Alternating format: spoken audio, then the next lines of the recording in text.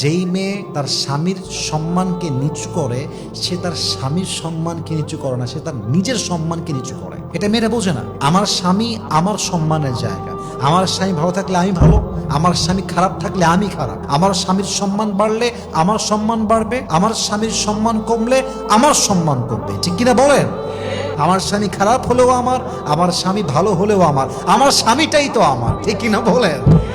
বিবাহিত হওয়ার পরে মেয়েরা কোন ভুল করে যে ভুলের জন্য তার জীবনটা নষ্ট হয়ে যায়? 1 নাম্বার, বিয়ের পরে প্রথম ভুল একজন মেয়ের জীবনে স্বামীর অবাধ্য হওয়া। স্বামীর অবাধ্য হওয়ার মতো বড় অন্যায় পৃথিবীতে একজন মেয়ের জন্য সেকেন্ড আর কোনো কিছু হতে পারে না। যেই মেয়ে স্বামীর অবাধ্য, আপনি লিখে রাখেন তার জীবনের সুখ সে কোথাও খুঁজে পাবে না। কারণ আমরা পুরুষরা সব সহ্য করতে পারি, সব মানতে পারি, বাট আমার বউ আমার কথা শুনবে না, আমার বিরুদ্ধে হিটলারি করবে, আমাকে মিথ্যা অপবাদ চাপাই দিবে, আমাকে অলওয়েজ চাপে রাখবে, অলওয়েজ ডিমান্ড করতেই থাকবে, অলওয়েজ আমাকে মিথ্যা ব্লেম করতেই থাকবে, আমার আওতার বাহিরে যাবে।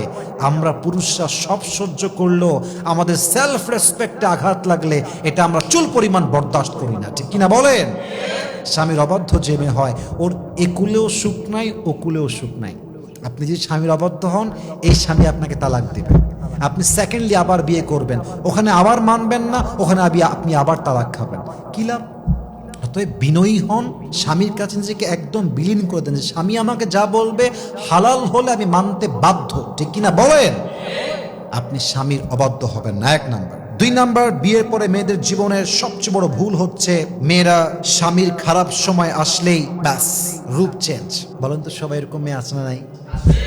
ভালো সময় আসলে স্বামীকে বলে আই লাভ ইউ জান, তোমার মতো ভালো কেউ হতে পারে না, তুমি সফল পুরুষ, তুমি আমার জীবনের সবচেয়ে সেরা মানুষ। আর খারাপ সময় আসলেই যেই বউটা স্বামীকে সবচেয়ে বেশি ভালোবাসতো, সেই বউটার রূপটা পর্যন্ত চেঞ্জ হয়ে যায়। ঠিক কিনা বলেন? আমি আমার পার্সোনাল লাইফে দেখেছি, এটা আমি কখনো এর আগে বলি নাই, আজকে বলছি ফার্স্ট টাইম। আমি আমার পার্সোনাল লাইফে দেখেছি যেই মেয়েরা স্বামীর সঙ্গে খারাপ সময়ে সময় দিয়েছে, তার হাতটা শক্ত করে ধরেছে, তার পাশে দাঁড়িয়েছে এবং সাপোর্টিভ একটা রোল প্লে করেছে, আল্লাহ তাকে সুখের জীবন দিয়েছে। একটা সময় গিয়ে সে সুখের জীবন পেয়েছে, একটা সময় গিয়ে তার স্বামীকে আল্লাহ তাআলা সামর্থ্যবান বানিয়েছেন। আর যেই মেয়েটা স্বামীর সঙ্গে বেঈমানি করেছে, স্বামীর সঙ্গে খারাপ সময় রূপ চেঞ্জ করেছে, একটা সময় আসে এমন যখন এই মেয়েটা কোথাও আর ঠাঁই পায় না। ঠিক কিনা বলেন? স্বামীর খারাপ সময় আসলে don't change your character, don't change your face, change করবেন না। স্বামীর ভালো হলেও আমি আছি, স্বামীর খারাপ হলেও আছি আমি। আমার স্বামী খারাপ হলেও আমার স্বামী ভালো হলেও আমার স্বামীটাই তো আমার। ঠিক কিনা বলেন? অতএব স্বামীর জন্য অবশ্যই সাপোর্টিভ রোল প্লে করবেন, আপনার জীবনটাকে সুখময় করবে একজন, তিনি কে? 3 নাম্বার, অনেক মেয়ে দেখবেন স্বামীর বাড়ির কথা অন্য বাড়ি দিয়ে লাগায়। স্বামীর বাড়ির কথা হচ্ছে 4 দেয়ালের মাঝে সীমাবদ্ধ, এটা বাহিরে বের করলেন মানে আপনি শেষ, আপনার সব শেষ। অনেক মেয়েরা এটাকে খুব ইজি মনে করে যে আরে আমি বলতেই পারি, কি ব্যাপার, বলা যায়, সমস্যা কি? বোনের বাসায় গিয়ে বলে, বান্ধবীর কাছে গিয়ে বলে, মায়ের কাছে গিয়ে বলে। ইভেন আমার তো মনে হয় যে আজকালকার যুগে বেশিরভাগ ডিভোর্স হয়ে যায় জাস্ট মেয়ের মায়ের কুটনামির জন্য। ঠিক কিনা বলেন? মেয়ের মা মেয়েকে কল দিয়ে দিয়ে কুটনামি শেখায়, এইটা করবি, ওইটা করবি না, ওইটা বলবি, এইটা বলবি না, এমনে এমনে এমনে এমনে শিখায় দেয়।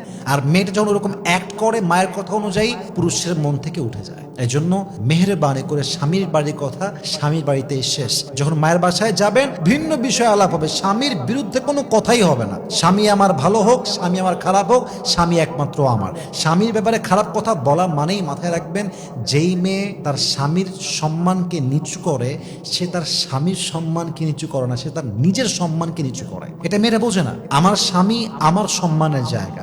আমার স্বামী ভালো থাকলে আমি ভালো, আমার স্বামী খারাপ থাকলে আমি খারাপ। আমার স্বামীর সম্মান বাড়লে আমার সম্মান বাড়বে, আমার স্বামীর সম্মান কমলে আমার সম্মান কমবে। ঠিক কিনা বলেন?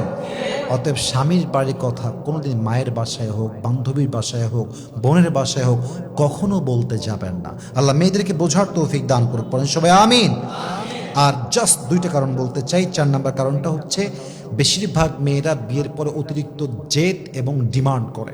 যেই মেয়েরা জেদি হয় সংসার তাদের জন্য নয়। সংসার হচ্ছে সেই মেয়েদের জন্য যারা স্যাক্রিফাইস করতে পারে, যাদের মাঝে স্যাক্রিফাইস করার একটা মেন্টালিটি আছে। যেই মেয়েরা জেদি হয়, যাদের ডিমান্ড আকাশচুম্বী, এটা চাই ওটা চাই, ওটা দাওনি কেন, এটা দাও না কেন, এখনই দাও, এখনই লাগবে, এই মেয়েদের জন্য সংসার নয়। আই এম সো সরি, এদের জন্য সংসার নয়। সংসার হচ্ছে স্যাক্রিফাইসের জায়গা, সংসার ত্যাগের জায়গা, সংসার মানিয়ে নেওয়ার জায়গা। সংসার এমন একটা জায়গা, আপনি দেখছেন আপনার সামনের মানুষটা ভুল, তবুও চুপ থেকে সবর করার নামই হচ্ছে সংসার, ঠিক কিনা বলেন? অতএব সংসারে গিয়ে জেদ করবেন না, ডিমান্ড করবেন না।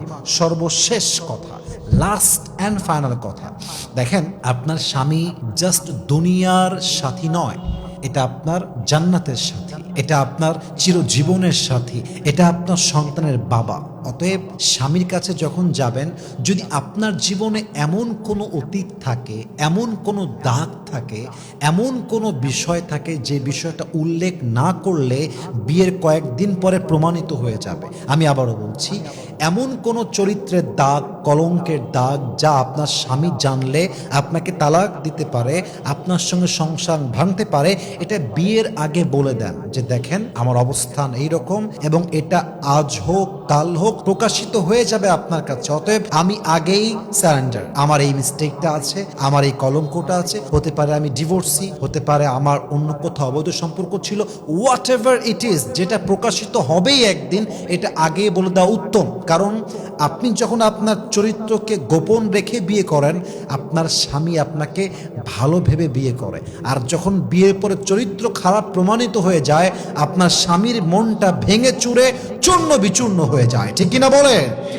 অতএব বিয়ের পরে এসে এই বেঈমানিটা করবেন না। আল্লাহ প্রত্যেকটা মা বোনকে এই ভুল থেকে বেঁচে থাকার তৌফিক দান করুক, পড়েন সবাই আমিন। এবং প্রত্যেকটা মা বোনকে আল্লাহ তাআলা এই প্রত্যেকটা বিষয় থেকে সাবধান হয়ে চলার তৌফিক দান করুক, পড়েন সবাই আমিন।